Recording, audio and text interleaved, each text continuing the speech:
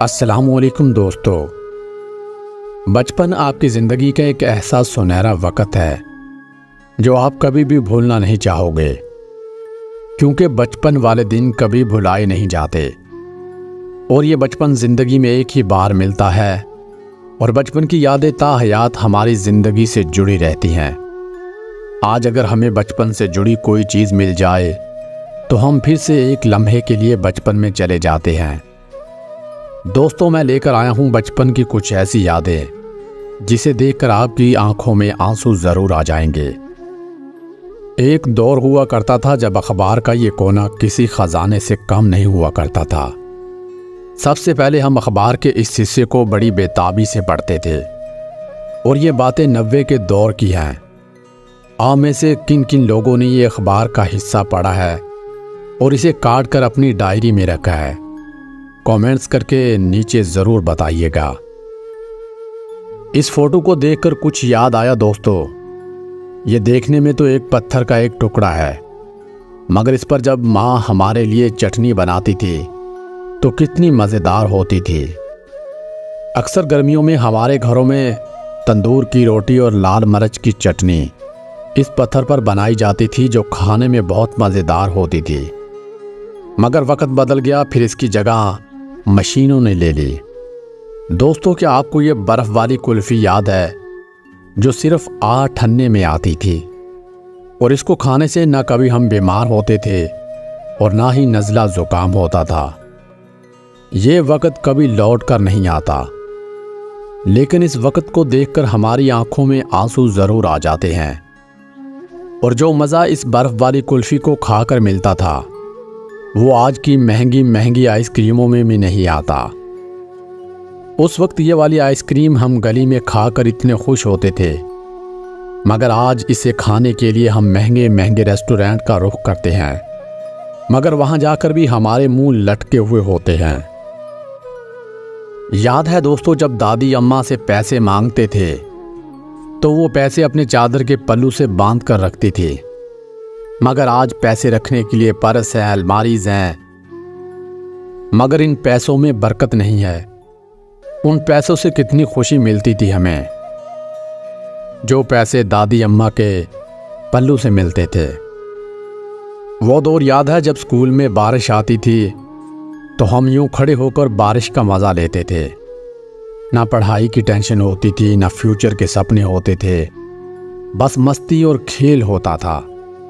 دوستو، یہ والا ڈاکٹر یاد ہے جس کو سیٹ کرنا ہر آدمی کے بس کی بات نہیں ہوتی تھی، اور یہ انٹینے کی تار کو جوڑتا تھا، اور آج کل کی پیڑھی کو کیا پتہ اس کو لگانے میں ہمیں کتنی محنت کرنا پڑتی تھی۔ جب انٹینا ٹھیک کرتے تھے اور چھت پر کھڑے ہو کر آوازیں لگاتے تھے کہ ابھی ٹی وی سکرین صاف نہیں ہوئی ہے۔ دوستو، یاد ہے یہ مٹی کے کچے گھر، جب شام کو گرمیوں میں پانی کا چھڑکاؤ ہوتا تھا اور ساری چارپائیاں باہر ایک لائن میں لگا دی جاتی تھی اور ساتھ مل کر سوتے تھے، اور رات کو ہر چارپائی پر کوئی نہ کوئی کہانی سنائی جاتی تھی۔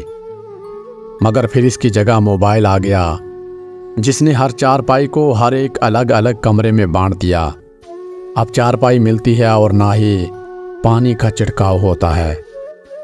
ایسے وقت کو دیکھے پتہ نہیں کتنا عرصہ ہو گیا جب ہر گلی کے چوک میں ایسے چبوترے ہوا کرتے تھے اور سارے گاؤں کے بزرگ وہاں پر بیٹھ کر دل کی باتیں کرتے تھے، حقہ پیتے تھے اور اپنے اپنے دکھ سکھ بانٹتے تھے۔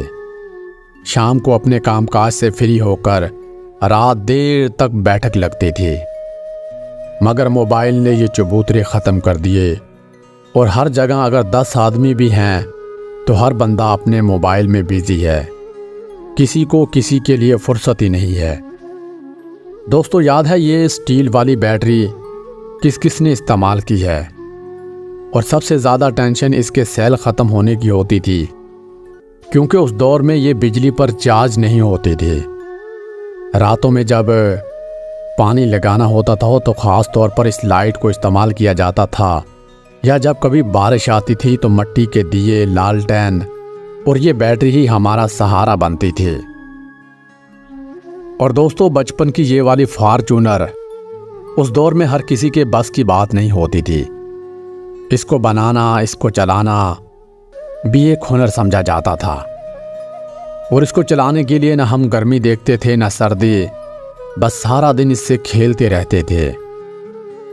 اور یہ والی بیل گاڑی جس پر بیٹھ کر ہم اپنے والد کے ساتھ بلا وجہ کھیتوں میں سیر کے لیے جاتے تھے، اور اس پر بیٹھ کر جانا، سیر کرنا اور کھیتوں کے خوبصورت نظارے لینا آج بھی ہمیں یاد آتے ہیں۔ اور یہ کچے آم دیکھ کر آپ کے منہ میں پانی آ گیا ہوگا، جیسا کہ آج کل کچے آموں کا موسم بھی چل رہا ہے۔ ان کو توڑتے وقت ایک زہریلا پانی نکلتا تھا جو اکثر ہمارے منہ پر یا بازو پر گر جاتا تھا، جس سے کئی دن تک زخم کا نشان بن جاتا تھا اور گھر والوں سے خوب مار بھی پڑتی تھی۔ دوستو یہ تصویر دیکھ کر یقیناً آپ کی آنکھوں میں آنسو ضرور آئے ہوں گے، جب سڑکوں پر موٹر سائیکل اور کاروں کا رش نہیں ہوتا تھا، بلکہ سائیکل اور پیدل چلنے والوں کا رش ہوتا تھا، اور صبح صبح سڑکوں پر اسکول کے بچے ایک دوسرے سے سائیکل پر ریس لگاتے تھے اور اسکول میں جاتے تھے۔ زندگی کتنی حسین تھی، سڑکوں پر خوشنما خوبصورت منظر دیکھنے کو ملتے تھے۔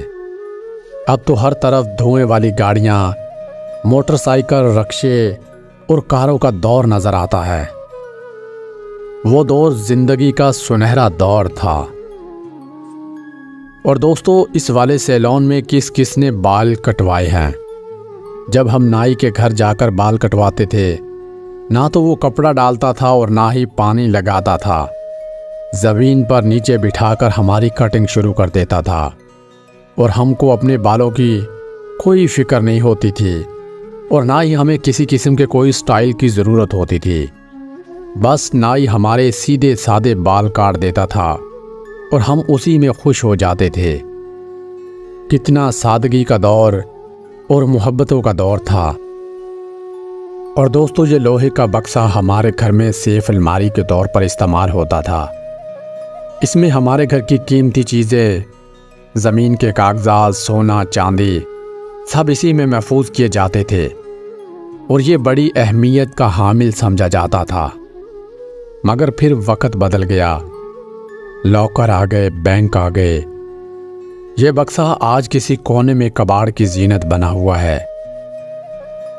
لوگ بدل گئے، وقت بدل گیا، نہ وہ لوگ رہے نہ وہ وقت رہا، سب کچھ بدل گیا۔